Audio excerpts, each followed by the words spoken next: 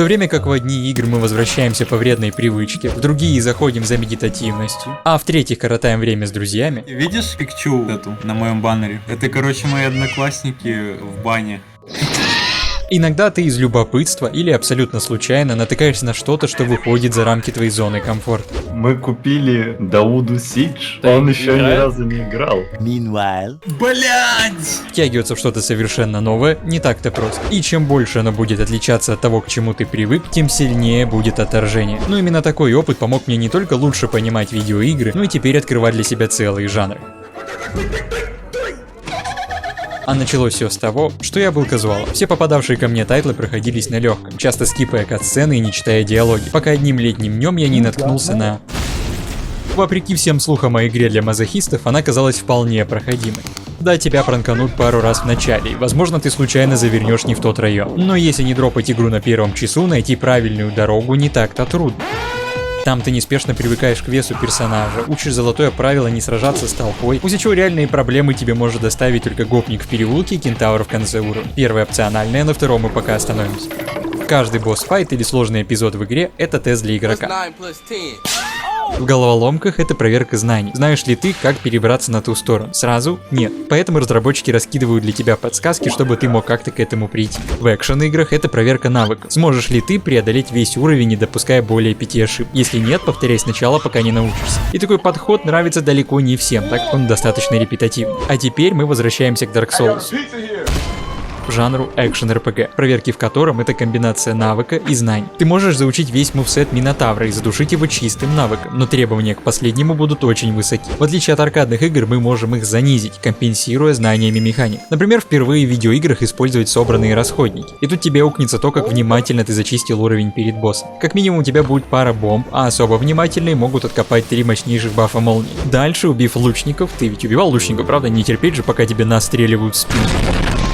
Можно вспомнить, чему тебя учили в прологе, это тоже вознаграждается. И еще ты мог заметить, что первый костер дает 2 раза больше эстуса. Человечность можно использовать как экстра хил. Тяжелая броня замедляет перекаты, двуручный хват удваивает силу, щит может танчить боссов, а еще можно использовать лук, последнее, правда, мало кому пригодится. И мы не говорим о магии, пиромантии и вере, системах, которые ценой пары другой поинтов в соответствующих статах могут сильно помочь в прохождении. Так в изначально механической задаче на самом деле работает все, начиная от эксплоринга, твоего билда, понимания скрытых и не очень механик, и заканчивая чтением. Это уже не выглядит как попытка биться головой об стенку, скорее как серьезный вызов не только твоему навыку, но и глобальному пониманию игры. А когда ты его проходишь, но тут вот какой момент. Все это пройдет мимо тебя, если убить Минотавра с первой попытки. Представим, что в игре появился легкий режим, и порог прохождения босса стал ниже. Неважно, как это достигнуто. Понизив здоровье босса, что сделало файт короче, его урон, что позволило игроку совершать больше ошибок, или даже заменив арену с узкой линией на более просторную. Главное, что в результате ты смог убить босса с первой попытки, даже далеко не идеально. Расходники остались в твоем кармане нетронуты, а мысль о том, что ты что-то делаешь не так, твою голову не посетила.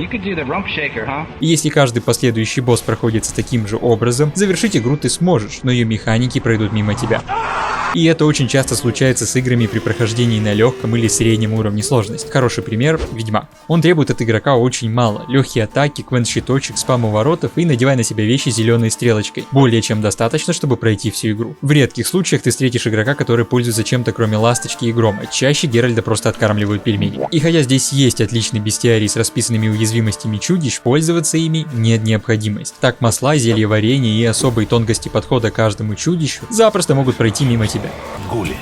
И в целом в этом нет ничего плохого. В конце концов, не обязательно проходить игру на 100%, чтобы получить от нее удовольствие.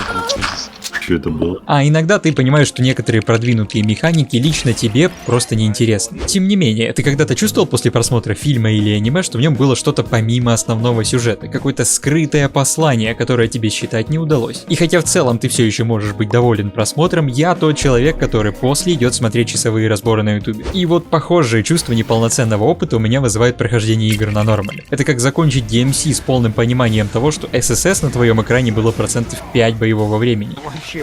Soul же тебя так просто не пропустит. Если ты хочешь пройти дальше, он вынудит копаться в механиках, изучать локацию и думать над своим билдом. И здесь я вынес урок, что высокая сложность помогает механикам раскрыться, создавая необходимость их применения. Так, впервые попробовав вникнуть в игру полноценно, а не спидранить прохождение, я залип так сильно, что даже во время поездки на море мы с братом по очереди пытались одолеть Квилли. И теперь максимальная сложность — это мой стандартный выбор в каждой игре. Но стабильно выдвигая механики игр на первый план, ты с легкостью начнешь замечать их несовершенности, если таковые имеются.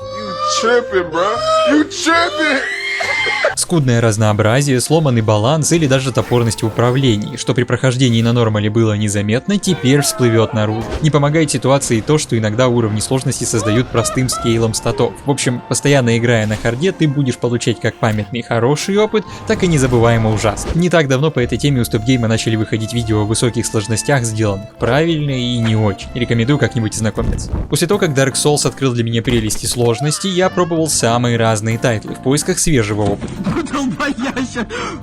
И наткнулся на то, что все это время было под рукой. Не экшен игры. Так-то в игровой индустрии есть уйма жанров, где ты управляешь своим персонажем не напрямую. Пошаговые карточные стратегии, JRPG, но войти в них казалось не так-то просто. Со стороны тактикульные игры могут выглядеть не очень привлекательно. И вот ты встречаешь чела с 1000 безумных историй из RimWorld, и вроде бы звучит заманчиво. А потом он запускает трансляцию и говорит, что прямо сейчас в этой колонии идет кровопролитная битва за выборы Повелителя Галактик. И как в это втягиваться? Тут все как с тяжелой музыкой. Ты можешь либо понемногу повышать градус, либо сразу крутить на повторе что-то тяжелое. Брыкаться, плеваться, а к циклу 16-му осознать, что тебе нравится.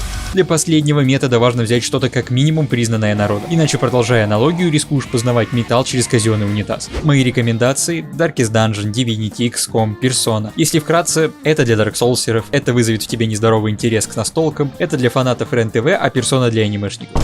Выбирать советую ту, что больше радует глаз или интересует сеттингом, так как геймплей в них будет казаться одинаково чужеродным. В итоге не так важно, с чего ты начинал: с Dark Souls, Contract Wars, Батиной PS1, зомби-фермы или диска с 1001 игрой от Алавар. Главное, какой путь проделал, как много жанров обуздал и каких друзей нашел в процессе. Не послушай. Это был скрой.